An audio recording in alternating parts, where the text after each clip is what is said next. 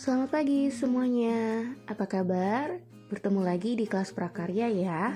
Kali ini kalian berada di semester 2 dan seperti biasa di bab 1 mata pelajaran prakarya kalian akan mempelajari tentang kerajinan.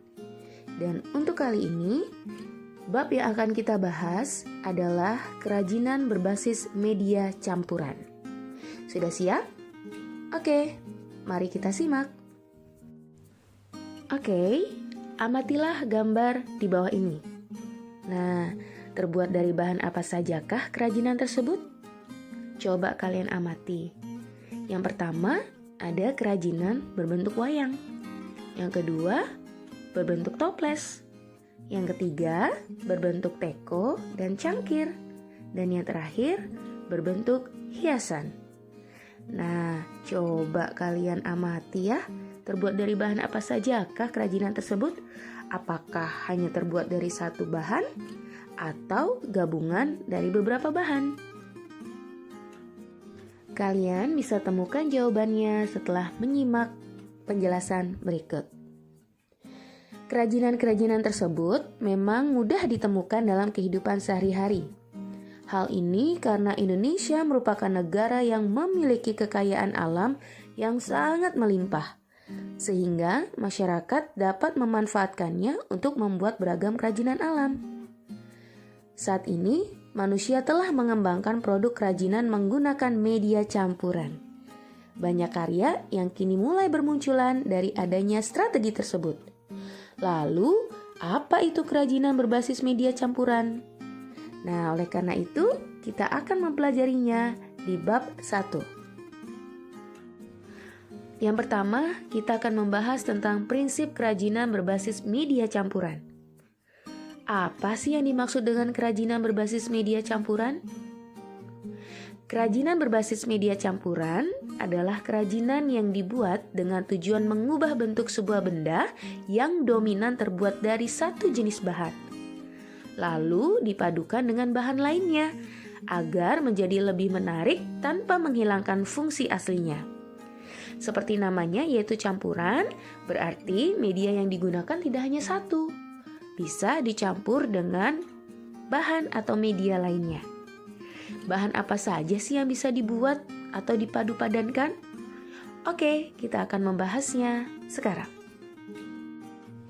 Oh iya, tapi sebelumnya, mengapa harus dicampur?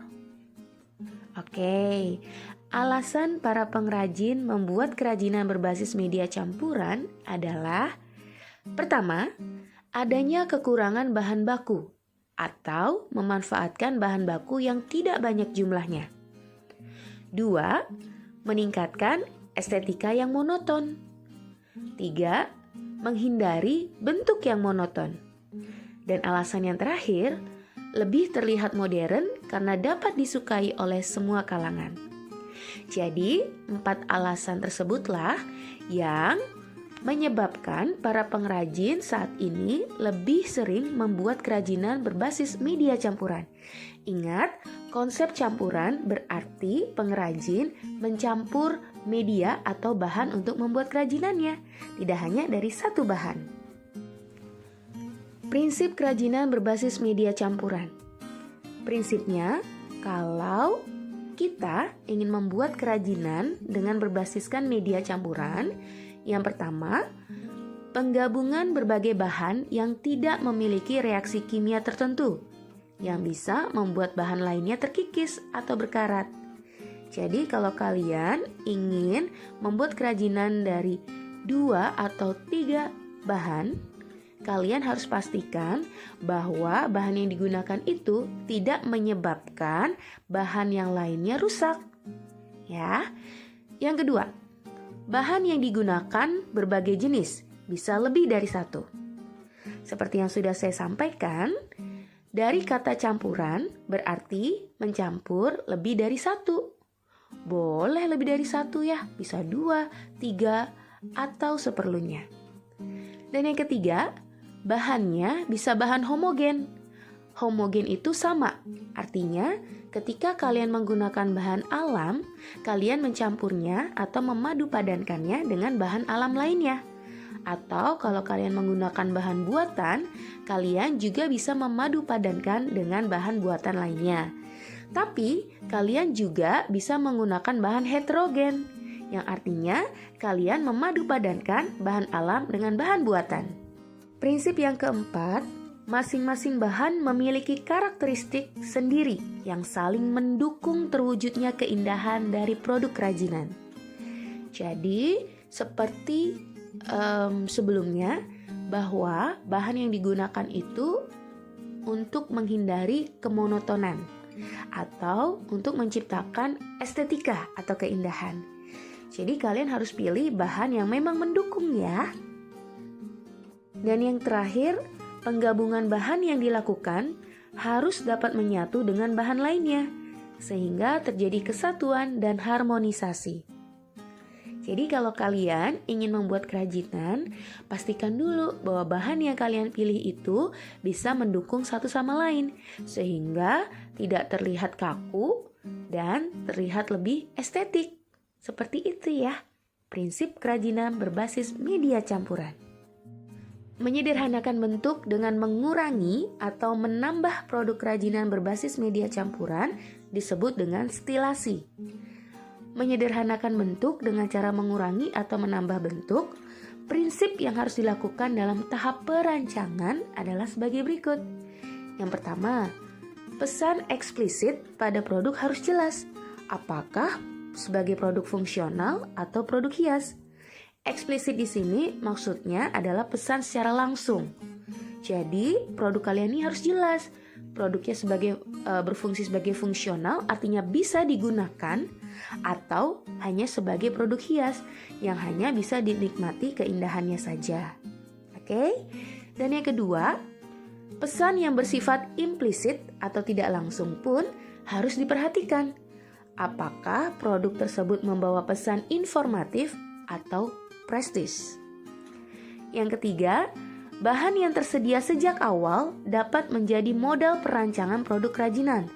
Namun, dapat pula bahan yang dibutuhkan disiapkan setelah perancangan. Yang keempat, produk kerajinan sebagai materi asal untuk dilakukan penyederhanaan bentuk harus disiapkan. Apakah bentuknya gambar ataupun bentuk langsung? Yang kelima, perhatikan penghematan bahan agar produksi dapat dilakukan sebanyak mungkin dengan berbagai bentuk rancangan. Nah, jadi itulah prinsip yang harus dilakukan dalam tahap perancangan untuk produk kerajinan berbasis media campuran. Nah, perhatikan contoh berikut. Awalnya merupakan hiasan kepala penari Bali. Kemudian disederhanakan menjadi hiasan ruangan sekaligus kap lampu dengan menggunakan paduan bahan logam dan kayu serta besi sebagai penyangga. Kerajinan ini terbuat dari logam kuningan agar kuat dan diberi penyangga besi agar terlihat monumental dengan kayu sebagai alas produk atau base yang juga berguna untuk menambah daya tarik hiasan ruang.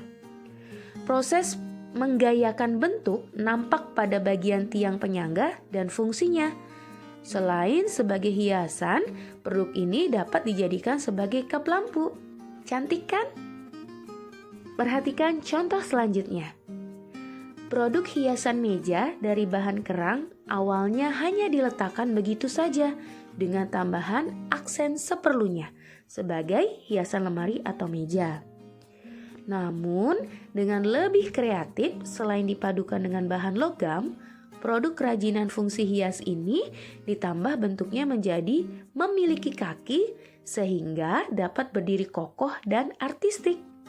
Selain itu, ragam hias yang diterapkan juga sangat indah dan detail. Nah, jadi itu contoh dari pemadu padanan bahan yang awalnya hanya satu, kemudian dicampur atau dipadu-padankan dengan bahan lainnya. Seperti contoh ini yang awalnya berbahan dasar kerang, kemudian dipadukan dengan logam, sehingga lebih estetik. Cantik kan? Yang kedua, merubah bentuk produk kerajinan berbasis media campuran atau disebut dengan deformasi. Selain dengan cara menyederhanakan bentuk, kerajinan berbasis media campuran dapat pula dilakukan dengan menggunakan cara merubah bentuk hingga menjadi bentuk yang benar-benar baru. Deformasi sendiri diartikan sebagai perubahan bentuk yang terjadi secara permanen. Perhatikan gambar berikut. Ini merupakan contoh dari deformasi. Produk kerajinan terbuat dari bahan kayu. Meskipun tidak terlihat jelas paduan bahan yang digunakan, namun sesungguhnya kursi ini memiliki campuran bahan kayu yang dibentuk sedemikian rupa hingga tidak nampak. Fungsinya sebagai kursi, namun bentuknya sudah dirubah sehingga tidak menyerupai kursi yang sebenarnya. Lucu ya? Nah, sekarang kita akan membahas tentang jenis dan karakteristik kerajinan berbasis media campuran. Yang pertama, batu. Batu terdiri dari batu permata atau batu mulia dan juga ada batu akik. Kalian lihat gambarnya ya, ada beragam jenis batu dengan beragam warna. Batu-batu ini ternyata bisa digunakan untuk membuat kerajinan loh.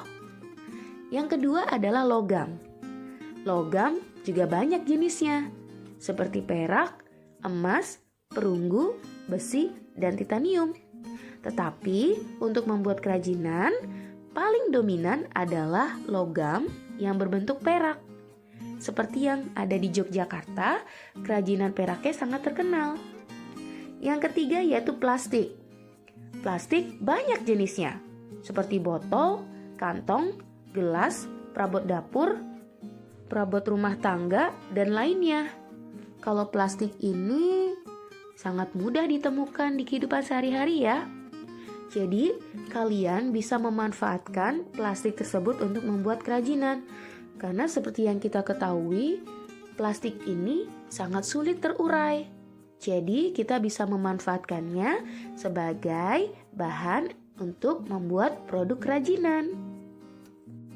Selanjutnya, kayu. Kayu adalah bagian batang atau cabang serta ranting tumbuhan yang mengeras karena mengalami lignifikasi atau pengayuan. Kalau kayu ini sudah sering ya kita temui untuk digunakan sebagai bahan pembuatan kerajinan, seperti meja, lemari, dan lain-lain. Yang terakhir yaitu keramik. Keramik berasal dari tanah liat. Keramik memiliki disiplin ilmu tersendiri, maka kerajinan yang berasal dari tanah liat secara familiar disebut dengan keramik. Nah, ada 5 ya jenis dan karakteristik kerajinan berbasis media campuran. Kalian bisa cari informasi lebih detail lagi tentang ciri-ciri dari masing-masing media tersebut. Ada kayu, keramik, kemudian logam, plastik, dan batu.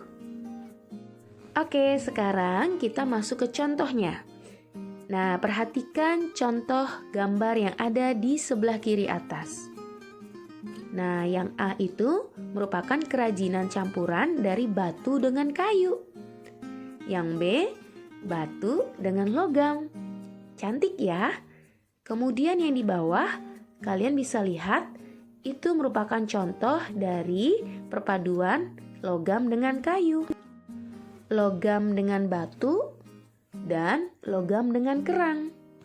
Nah, jadi kalian sudah paham ya yang dimaksud dengan kerajinan berbasis media campuran. Artinya, kalian bisa memanfaatkan lebih dari satu bahan. Dan kalian bisa mencampurnya dari bahan alam dengan bahan alam, bahan buatan dengan bahan buatan, ataupun bahan alam dengan bahan buatan yang saling mendukung. Seperti contoh yang sudah ditampilkan ini.